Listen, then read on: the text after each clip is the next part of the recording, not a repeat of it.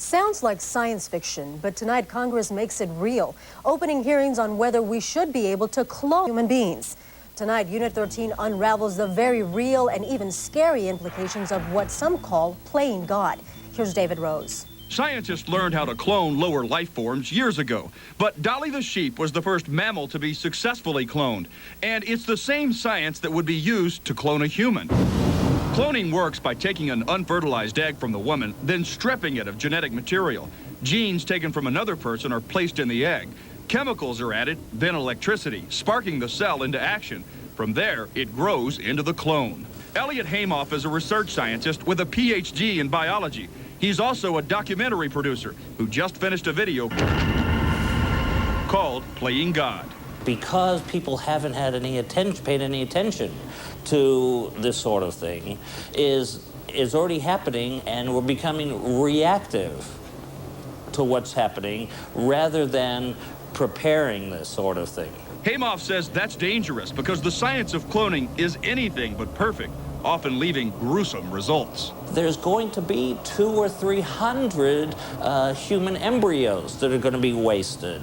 There's going to be 4 or 5 or 6 siblings that are going to be born badly deformed or stillborn before you're going to get this one human baby. The specter of that nightmare has outraged thousands around the world. And there are those here in LA who feel just as strongly, demanding no cloning ever.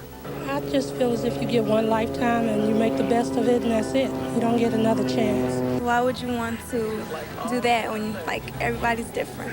It seems kind of morally wrong, unethical, just because cloning another human being, how would you like to have yourself cloned? Haimoff says opinions like that are understandable, but he says it would be a mistake to walk away from the science. Even the harshest critics agree that there is a place for human cloning, and that deals with cloning not full-term human beings, but cloning, say, livers or kidneys or hearts for transplant or skin for burn victims. A handful of scientists and doctors around the world say they are interested in cloning a human. So is there a chance there's already a human clone walking around somewhere? I wouldn't be the least bit surprised if it has been tried at least, but in great secrecy. The doctor or scientist is going to clone a human being is going to be like the Dr. Kevorkian of science and clone babies. So it probably wouldn't be done in the United States.